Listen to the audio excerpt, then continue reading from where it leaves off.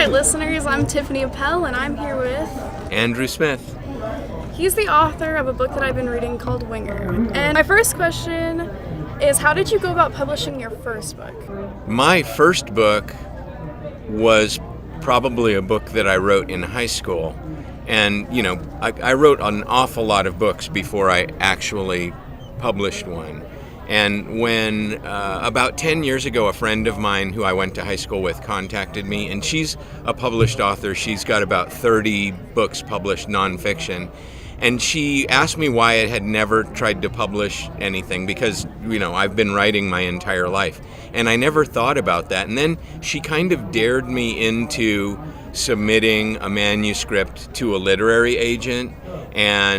And I did, and I got an agent right away, and the agent sold the manuscript back in New York. So it's my story is by no means typical because I didn't go through the usual, year after year after year of being rejected. But on the other hand, I also went through the not very typical decades and decades and decades of writing practice before I even tried. I'm assuming there is one.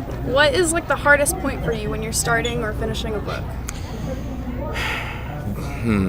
The hardest thing is just to get used to the discipline of a routine, of making sure that every day that you budget some time and some quiet solitude for getting some more words down, and making sure that routine becomes as ingrained a part of your life as anything else, like eating or sleeping. And then it's just a matter of time until you finish. All right. And it's often said that one of the most common ways to grow up is a new life being created or a life being taken away.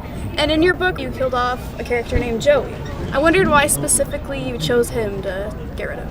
Well, first of all, spoiler alert, Tiffany, shame on you. But, I think the thing about Winger that I like as an author is that Winger has this real kind of meta commentary about storytelling. The narrator he very frequently jumps outside of the story and reminds the readers that this is a story and he knows what's going to happen next, but you don't. And he keeps on kind of teasing readers with that idea, and he talks about how Joseph Conrad, for example, said something like, you only write half of the novel, the second half is with the reader. And so when I put that kind of that unexpected turn in the end, it's not as though the readers hadn't been warned many, many times that something's going to happen. And life is like that. And I think that, unfortunately, anybody who's been through as traumatic or even more traumatic experience than Ryan Dean, the narrator, goes through in Winger, will admit that you never see these things coming. But yet a storyteller always knows what's on the next page and the next page before you do. So that's kind of the idea, I think, the meta idea in the novel Winger.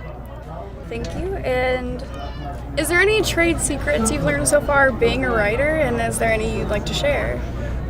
Oh my gosh, yeah. Trade secrets.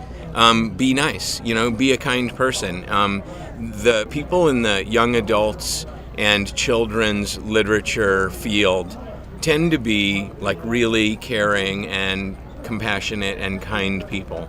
And we need more of that in the world. We need more civility, no matter what side of a disagreement you fall down, where you land. Now, I have a kind of question that might offend some people, but do you remember your worst review, and would you care to share that? Well, I don't have any problems distancing myself from negativity, so I don't read reviews that are kind of like wide open review sites.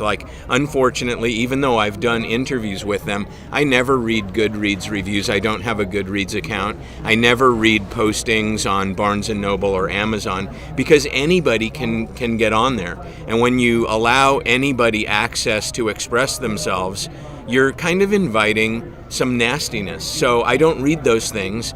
And, very fortunately for me, in the trade journals and review journals, I've always been favorably reviewed, and I'm really happy about that, and I'm proud to say that, but I also think that it's kind of a product of the amount of time and work that I've put into my craft. I'm not going to say that I'm not going to ever get a bad review, but yeah, I've always gotten really nice ones, and I'm happy.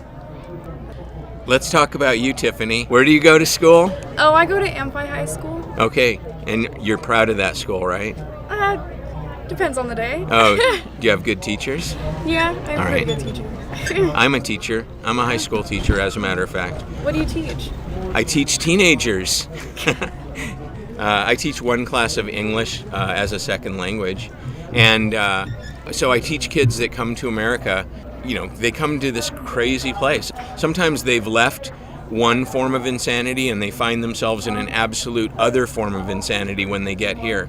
And that really is the basis of the latest novel that I just put out, or that Penguin just put out a week ago, called The Alex Crow. It's about an immigrant kid who comes to America, who leaves this absolute insanity behind, and he finds himself in an equal, if not greater, degree of insanity here in America, which he refers to as the land of nonsense. Now, you seem to relate to a lot of the kids who have come to America. Is there any huge transition in your life, either physically or mentally? A huge turning point in your life? Yeah, I mean, I think a lot of things. First of all, I was the first kid in my family born in America, so my mother didn't speak English until I was maybe started elementary school. And then when I was a teenager, when I told my parents that I wanted to be a writer, they were both really opposed to the idea.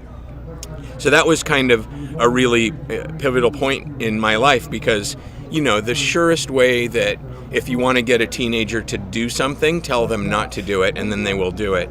And so I put myself through college, and I became a writer because of my education. Now, someday I want to actually teach English and be a writer, possibly. Because I'm in high school, is there any tips to where to go? Oh, yeah, you mean where to go as Just your next steps? in direction. Oh, yeah. Well, you know, kids ask me this a lot, and my advice to young people who want to become writers is you definitely should give it a try, because human beings are always going to need artists, and humanity is always going to need writers. And the best thing I could say to teenagers is you need to unplug sometimes. You need to take the earbuds out of your ears, and you need to get away from your computer screens and your smartphones, and you need to go out and bump into things and interact with real human beings, because I think every one of my books, and my 10th novel will be coming out in September, and every one of my books has an awful lot of personal experience in them. And I think that unique personal experience that you can infuse into your stories is what really is going to sell you as an artist and as someone who has something maybe unique and valuable worth paying attention to. Now, if it has, how has technology really affected your writing career? Well, I think it has. I think it's helped me a lot, because, you know, in writing nowadays, we have the absolute luxury of using word processing software like Microsoft Word, where it's so easy to find and replace things or move things around. And I can't imagine how hard it would have been for somebody like William Faulkner or Ernest Hemingway, who had to actually write out things using a typewriter and carbon paper, and then to go through the editing process must have been like unbelievably time-consuming, and it's no wonder those guys drank themselves to death. What's the worst mistake that your editors have come across in your writing? Well, again, I have to say that I'm pretty careful when I write, and there have been times when an editor has said, maybe you should kind of like tone this down a little bit. You know, like sometimes I get a little bit extreme in some of my submitted drafts. But generally speaking, as far as mistakes are concerned, and I've heard this time and time again from copy editors who are the last in the line at looking at a manuscript, that sometimes they have a hard time finding things that they can pick at and find fault with, in terms of like whether it's typos or grammatical errors or punctuation marks and so forth. But I'll also say this about technology is that, you have to research everything that you do. And working on a manuscript on your computer, and you still have access instantly to the world's greatest encyclopedia and collection of facts and human knowledge while you're writing. It's pretty great. And I've stumbled onto some amazing things while just researching minuscule facts in some of my novels to make sure that I'm getting them right. In your daily life, how much do you write?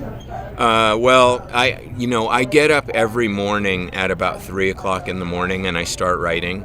But I don't have a specific word count that I have to accomplish on a daily basis, because for me that's not very productive. I just know that I'm going to sit down and I'm going to get some stuff written, and whether it's 50 good words or 5,000 good words, I just want the words to be good. And sometimes if you just make an arbitrary mark for yourself, like I want to write 1,500 words today, then sometimes I think it's really easy to just put down 1,500 pretty rotten words just so that you can get to that mark.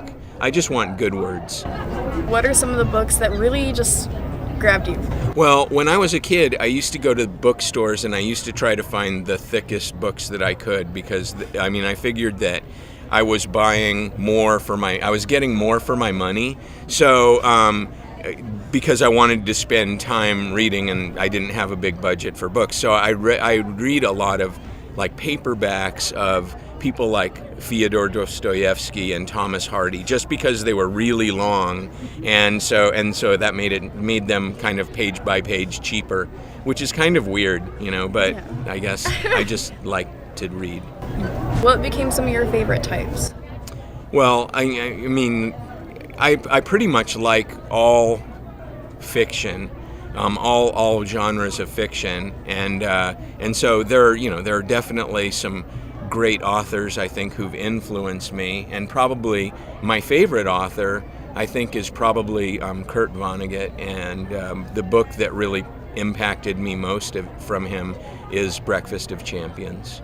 How do you usually start jotting down ideas? On paper or just floating around in your head? Or Well, sometimes I jot down ideas on paper. Sometimes I dream things, and things could pop up in my head during dreams, and I keep a pad of paper next to my bed so that I can write things down, because sometimes you'll dream something cool and you'll say, oh, I'm going to remember this, but when you wake up you don't remember it. And so I force myself to write down even just a couple words so that I'll remember those ideas.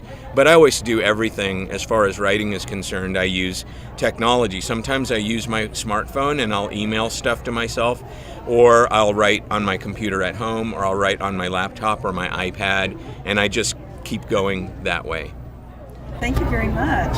Thank you. Thank you for coming down today. Thanks for having me, Tucson Festival of Books. It's really great.